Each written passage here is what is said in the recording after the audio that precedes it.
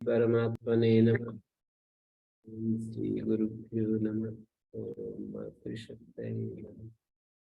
ओम असतो मा सद्गमय तमसो मा ज्योतिर्गमय मृत्योर्मामृतंगमय।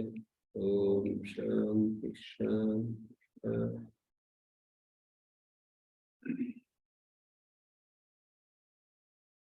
पातंजलि योग शास्त्र की 50वीं कक्षा है और ये हम साधन पाद का स्वाध्याय कर रहे हैं। अविद्या, अस्मिता, राग, द्वेष, अभिनिवेश, ये 5 क्लेश हैं।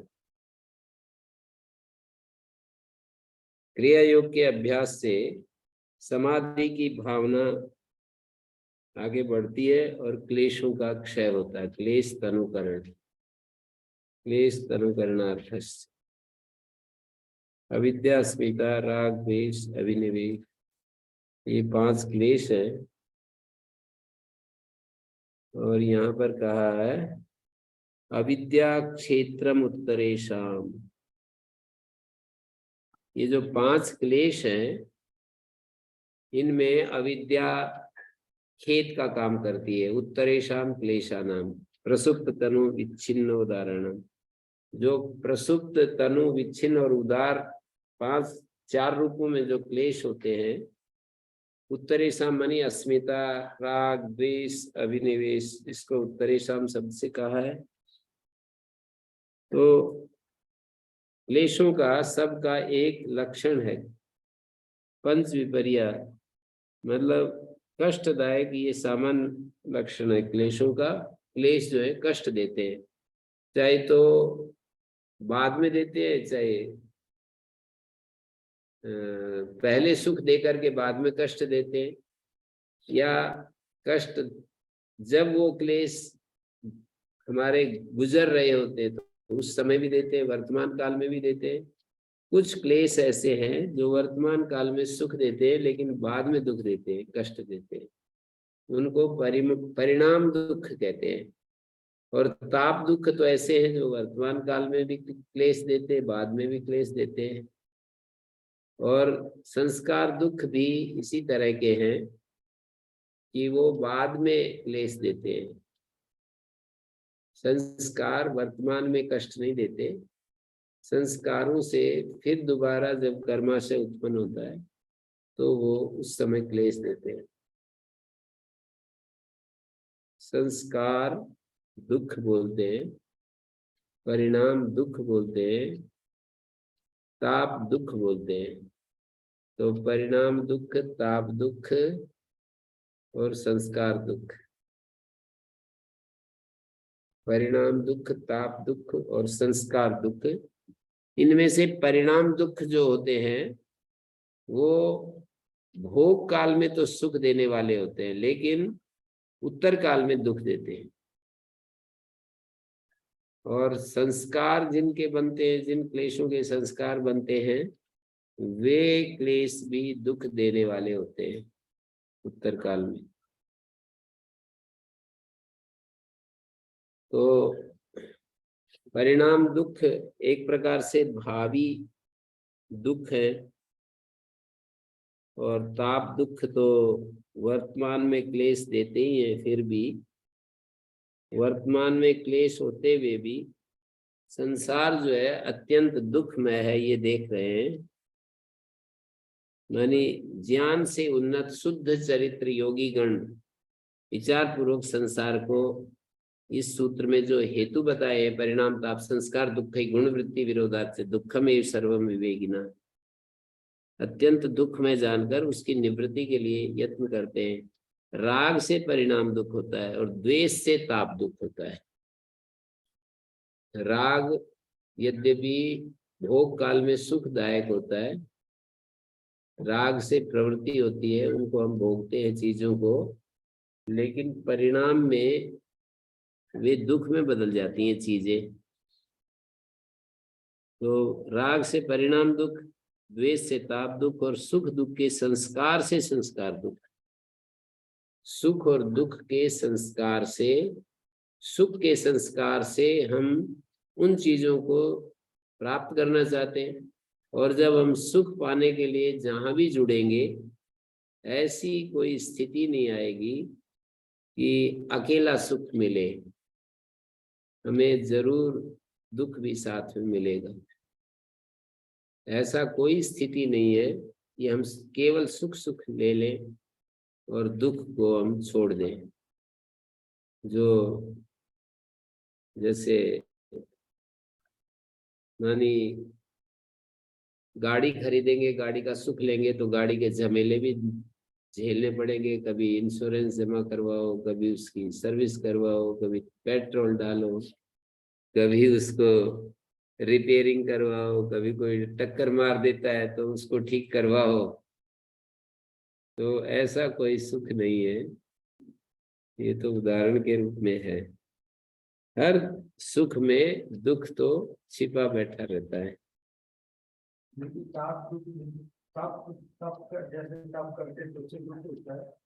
ताप दुख तो द्वेष के कारण से होता है, राग के कारण परिणाम दुख होता है, और द्वेष के कारण से ताप दुख होता है। क्योंकि हम जिन चीजों से हमें कष्ट मिलता है उनके साथ, उनको हटाने के लिए हम संघर्ष करते हैं। ताप दुख में ताप क्या लगता है? हाँ, तप तो क्या, तप संतापे धातु है, संताप दुख। ताप दुख को आप संताप दुख समझ लो। संताप दुख उस समय जब हमें कोई अपमानित करे, हमारे कहीं से भी किसी प्रकार का, जिन चीजों को हम नहीं चाहते वो हमारे को प्राप्त होने लगती है, तब संताप दुख शुरू होता है। और भोगों का इकट्ठा करने में भी हमारे को ताप दुख झेलना पड़ता है। भोगों का संग्रह करने में, भोग वस्तुएं, भोग्य पदार्थों का संग्रह करते समय ताप दुख झेलना ही पड़ता है। संताप दुख, ताप के साथ सम उपसर्ग लगा दें तो संताप दुख बन जाता है। तो यहाँ पर राग से परिणाम दुख और द्वेष से ताप दुख है जी। अपने साथी जुटाने के लिए जो मेहनत करनी पड़ती है वही संताप दुख है। और वो फिर क्षीण होते हैं, और वो मतलब उसमें बहुत सारा भय भी जुड़ा रहता है। सरकार की तरफ से भी बहुत हम कमाएंगे और सरकार यदि ज्यादा कमा लिया तो सरकार को हिस्सा बन जाता है, आधा हिस्सा समझो सरकार ले लेगी। फिर उसमें कितना दूसरे दूसरे नौकर चाकर, उनको भी प्रबंध करना होता है। थोड़ा बहुत ही बचता है। बहुत लंबे लेवल पर कोई काम करता है तो थोड़ा थोड़ा करके ज्यादा बच जाता है।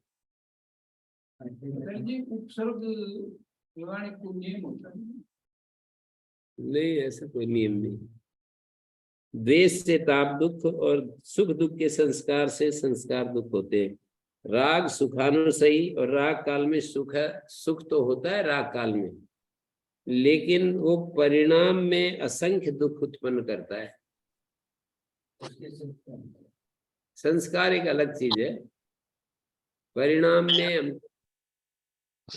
जैसे किसी के राग, किसी का किसी व्यक्ति में राग है तो माँ का बच्चे में, और किसी का अपने मित्र में, तो कहीं भी उदाहरण के रूप में ले सकते हैं।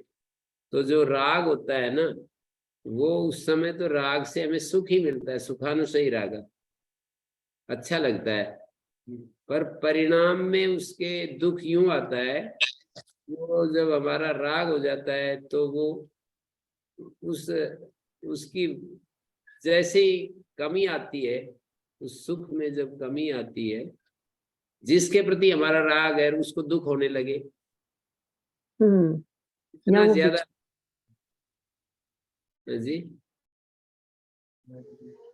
गुरुजी ओम। जी, गुरुजी, कईयों का देखा है कि अपने गुरु के प्रति भी राग होता है, तो उसमें उसका परिणाम भी दुख हो सकता है। बिल्कुल, उसका परिणाम भी दुख होगा ही, और क्या। गुरुजी, गुरुजी, हरिओम। गुरुजी, जी। ये जो आप ये सारे दुख हम देख रहे हैं, सुख दुख की बात कर रहे हैं, राग से परिणाम दुख हुआ, भोग काल में वो सुख है, फिर उत्तर काल में वो दुख है, तो वो दुख ही तो फिर वो द्वेष है ना? मतलब जो मेरे को लग रहा है कि जैसे जो दुख है, चाहे वो ताप दुख है, चाहे वो राग से निकला हुआ दुख है, बात तो एक ही है। हाँ, वो तो ठीक है, ये तो ठीक है। दुख कर विषय में द्वेष होता है ना, सुख कर हाँ, विषय में राग होता है, पर हाँ। दुख कर विषय में द्वेष होता है। हम्म। हमेशा द्वेष दुख कर विषय में होता है, और सुख कर विषय में हमेशा राग होता है। हाँ। तो नहीं, फिर वो ताप दुख ही हो गया, वो ताप दुख नहीं हो गया वो। नहीं, दुख कर विषय जो है ना, वो विषय तो दुख कर नहीं है, सुख कर ही है ना। बेटा अच्छा, हमारा, अच्छा, बेटा अच्छा। हमारा सुख कर है या दुख कर है? सुख कर है। शत्रु जो होते हैं ना, वो दुख कर होता है। ओ, समझ हमारी गई। जो निंदा करता है, हमारे ऊपर आक्षेप करता है, हमारी संपत्ति छीनता है, चाहे हम्म। वो सरकारी अफसर हो, चाहे वो कोई हमारे घर में पुलिसमैन हो, वो सब जो है ना, जो हमारे सुख पर हमला करता है, हमारे दुख बढ़ाता है, वो ताप दुख के अंतर्गत आता है। और जी जो गुरु। जो सुख के साधन है, वो सुख के साधन सारे के सारे राग के कारण से होते हैं, तो वो परिणाम दुख में आएंगे। और ये सुख जो के संस्कार साधन, दुख है, ये संस्कार दुख भी तो, राग भी तो एक संस्कार है, सुख द्वेष भी दुख तो के संस्कार। संस्कार से संस्कार दुख आगे चलता है।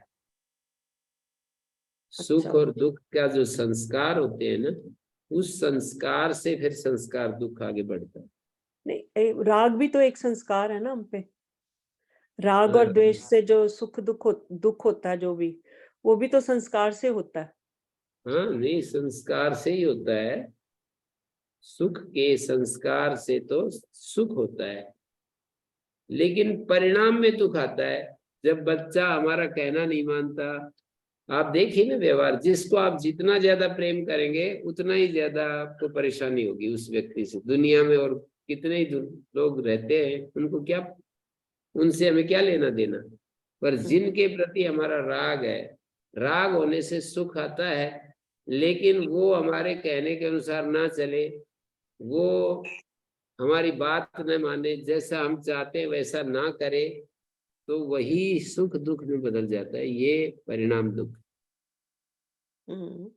हम चाहते हैं ना, जिससे हम प्रेम करते हैं, हम चाहते हैं कि वो हम जैसे करें वही करे। हम सत्संग में जाते हैं तो वो भी सत्संग में जाए, हम एक्सरसाइज करते हैं तो वो भी एक्सरसाइज करे, हम प्राणायाम करते हैं तो वो भी प्राणायाम करे। और वैसा करता नहीं है तो हमें परेशानी होती है ना, तो वो राग के कारण ही तो हुई। हम्म। और हम ये ये चाहते हैं। मेरा क्वेश्चन ये है कि परिणाम दुख और संस्कार दुख, ये कैसे आपस में अलग है? नहीं, ये तो आप समझ सकते हैं ना, जैसे मैं बता सकता हूँ कि परिणाम दुख तो इस तरह से होता है कि जो सुखकर विषय होते हैं उनमें हमारा राग प्रीति होती है, हम्म। और वो राग जितना गहरा होता है, उतना ही थोड़ा सा भी वो, जिसके प्रति राग है ना, वो व्यक्ति यदि हमसे दूर हटने लगे तो हमें परेशानी हो जाती है। वो हमारे बात न माने तो परेशानी हो जाएगी। तो परिणाम में दुख इस तरह है कि राग काल में तो सुख है, लेकिन उसका जो एंड क्या है, एंड में क्या मिलेगा। दुख। प्रारंभ सुख से होता है, लेकिन अंत दुख में बदल जाता है। क्यों बदलता है? यदि ऐसा कोई बहुत ही आज्ञाकारी हो, बिल्कुल श्री राम जैसा हो, तो श्री राम भी तो देखो दशरथ के लिए वो बन गए, कष्टकारी हो हम्म। गए। जी गुरु परिणाम जी। दुख हो गया कि नहीं, इतना आज्ञाकारी थे, इतना सब कुछ था, अब वो कह दिया। और वो चाहे, दशरथ यूं चाहता था, ये मेरी बात ना माने। जी सब गुरु जी। चाहते हैं कि मेरी बात माने, पर ऐसी परिस्थिति पैदा हो गई कि ये मेरी बात ना माने। अब मतलब मैं तब खुश सुखी होऊंगा, ये मेरी बात ना माने। देखो ये परिणाम दुख कैसे कैसे घूमता है। उसका जाना, आज्ञाकारी होना दशरथ को परेशानी पैदा कर दी।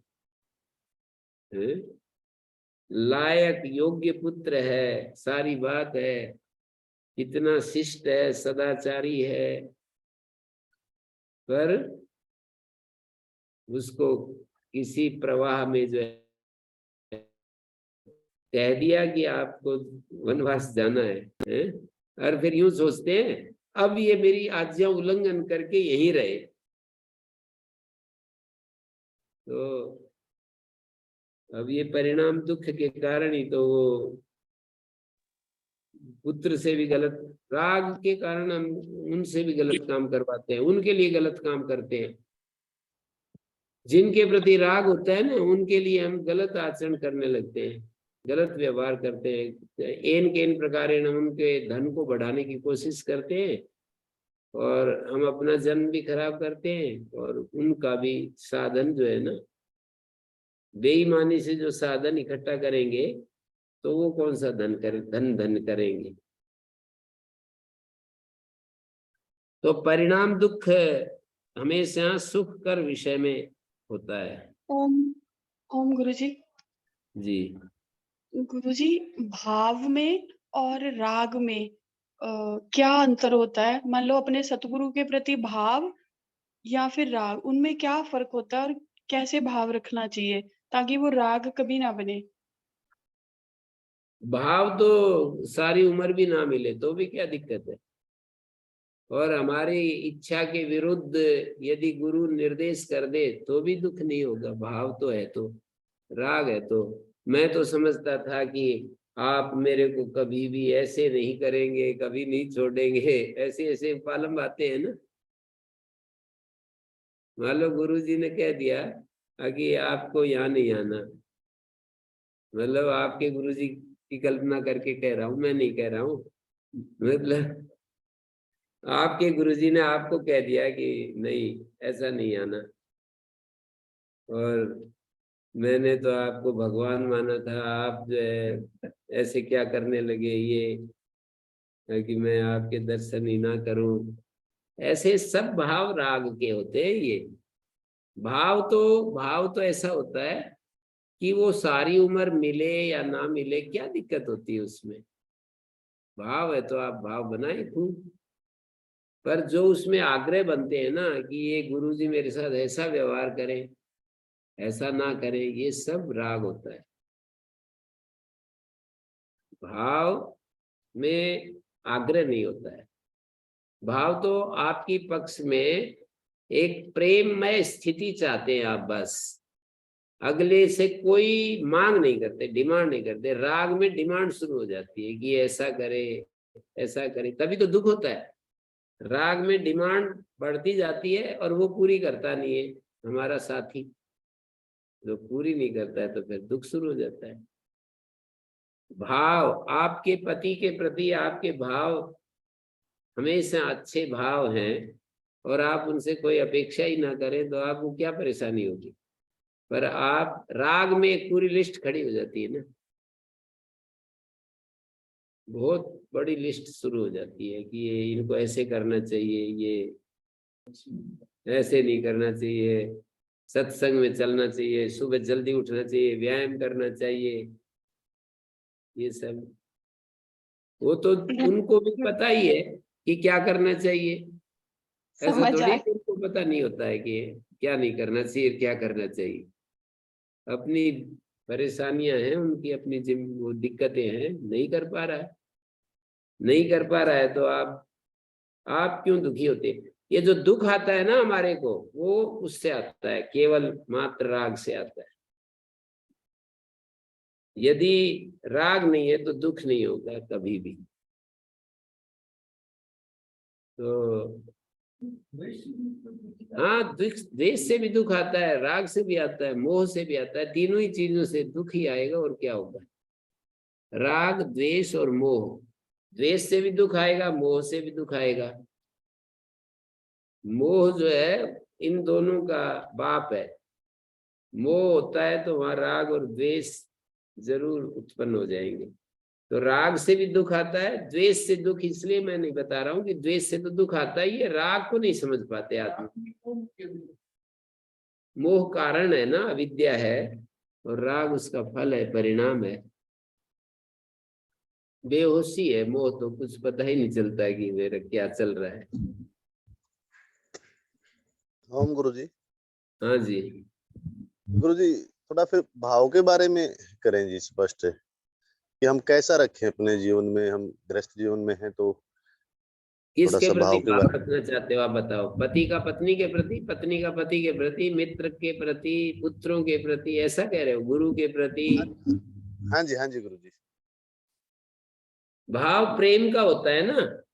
प्रेम क्या होता है ये आप अच्छे से समझते हैं। प्रेम करना आप जानते हैं, प्रेम का स्वरूप अच्छे से समझते हैं कि प्रेम क्या चीज है। तो भाव का मतलब होता है प्रेम में स्थिति।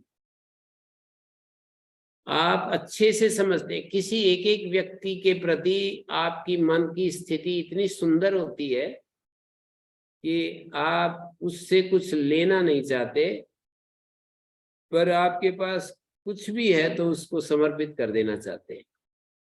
ये प्रेम की स्थिति है। वो जो एक्सपेक्टेशन है ना दूसरे की तरफ से, हम जो चाहत होती है, वो भाव का अतिक्रमण कर रही है। बहुत ऊंची चीज है एक भाव। यदि आपने अपने भाव को शुद्ध कर लिया तो फिर बस सब कुछ अपने आप ही हो जाएगा। हृदय शुद्ध हो गया, और हृदय शुद्ध हो गया तो ज्ञान का अवतरण हो जाएगा। तो मुझे ऐसा समझ में आया, प्रेम जो होता है ना वो डिमांड नहीं करता है, अपने साथी से मांग नहीं करता है कि आपको ऐसा करना, ऐसा जोर नहीं डालता उसके ऊपर, वो प्रेशर नहीं डालता, कुछ चाहत नहीं रखता है कि आप ऐसा करें वैसा करें। चाहे वो गुरु है तो गुरु के प्रति जो भाव है ना, कौन रखता है? सब अपनी इच्छा पूरी करने के लिए गुरु के प्रति समर्पित होते हैं ताकि हमारी इच्छा पूरी करते रहिए। एक साधु ने कहा था मेरे को, अब तो वो नहीं रहे, इतनी ऊंचाई पर रहते हैं वो जर्मन माता जी है, एक जर्मनी की माता जी, हिमालय में रहती है। बहुत ऊंचाई पर 6-6 फीट बर्फ पड़ती है हर साल जहाँ वो रहते हैं ना। सर्दी के समय में 6 फीट बर्फ पड़ जाती है।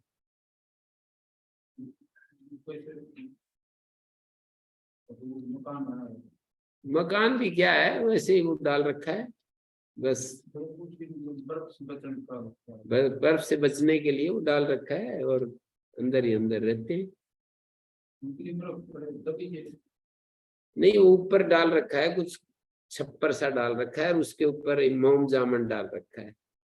मोम जामन कुछ लकड़ी वकड़ी डाल करके मोम जामन होता है ना, ये वो डाल रखा है, तो वजन से वो टूटता नहीं, और वो धीरे धीरे पिघलता रहता है बाद में फिर।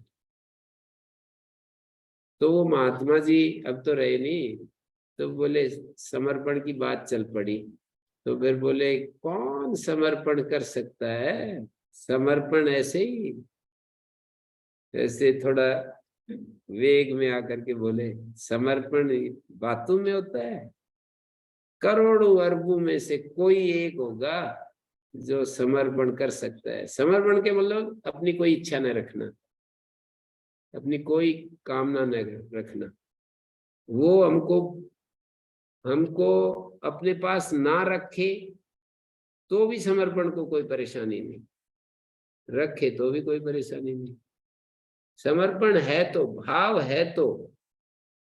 और भाई व्यापार चल रहा है कि ठीक है कुछ आप हमारे लिए करो, हम आपके लिए करेंगे, तो दुनिया चल ही रही है वैसे तो।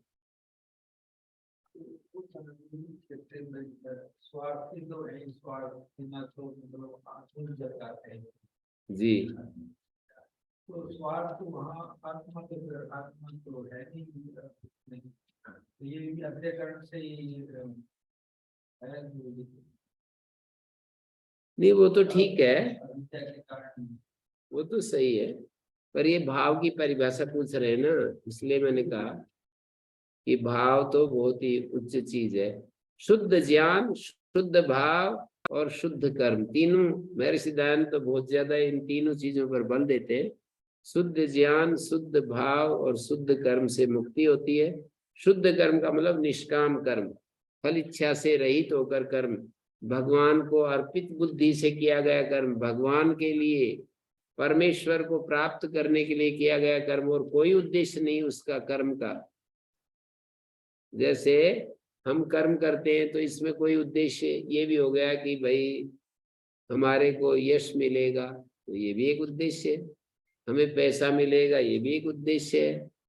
हमारे फॉलोअर्स होंगे तो ये भी एक उद्देश्य है। तो ऐसा कोई उद्देश्य ना हो करुणा से कि भाई लाभ हो जाए इनको, बस इच्छुक लोगों का लाभ हो जाए और बाकी हमें कुछ चाहिए से।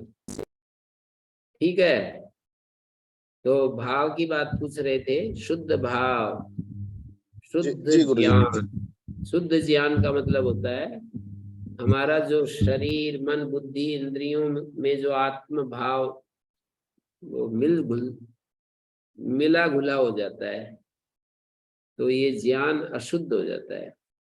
हमारे ज्ञान में अनात्म चीजें मिल जाती हैं, आत्मा और अनात्म दोनों चीज इकट्ठी हो जाती है ज्ञान में।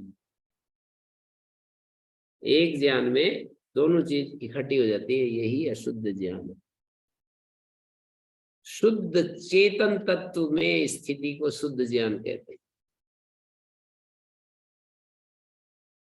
चेतन तत्व में स्थिति, तो ये तीन चीजें मुक्ति की तरफ ले जाती हैं और बाकी बंधन की तरफ ले जाती हैं। तो बात आगे मैं बढ़ता हूं। दुख कर विषय में द्वेष होता है, द्वेष रहने से दुख बहुत जरूर होता है, और सुख दुख का अनुभव होने पर उससे वासना रूप संस्कार प्राप्त होते हैं, तो उत्पन्न होते हैं।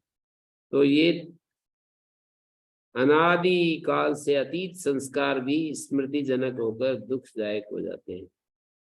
अविद्या इसमें चाहिए पढ़ा, मैं बता रहा हूँ वो क्या मैं भी अविद्या में क्या क्या होता है ना, दुख कैसे कैसे अविद्या दुख देती है। विषय सुखम च अविद्या, विषयों का जो सुख होता है ना वो अविद्या होती है। तो हाँ जी, किसका प्रश्न था, समझ में आया? जी गुरु जी, जी गुरुजी, ये सब समझ में आया। सब क्लेशों का साधारण लक्षण है कष्टदायक। क्लेश का स्यंदन माने क्लिष्ट वृत्तियां उत्पन्न होते रहने पर आत्म स्वरूप का दर्शन नहीं होता। क्लेश जैसे बहते रहेंगे ना, क्लिष्ट वृत्तियां उत्पन्न होगी, आत्म स्वरूप का दर्शन नहीं होगा। क्लिष्ट वृत्तियां यदि उत्पन्न होती रहेंगी, अक्लिष्ट वृत्तियां उत्पन्न होंगी तो आत्म स्वरूप दर्शन हो सकता है। क्लिष्ट वृत्तियां उत्पन्न होती रहेंगी तो आत्म स्वरूप का दर्शन नहीं होगा। तो ये सब कहा है। ओम शांति शांति शांति।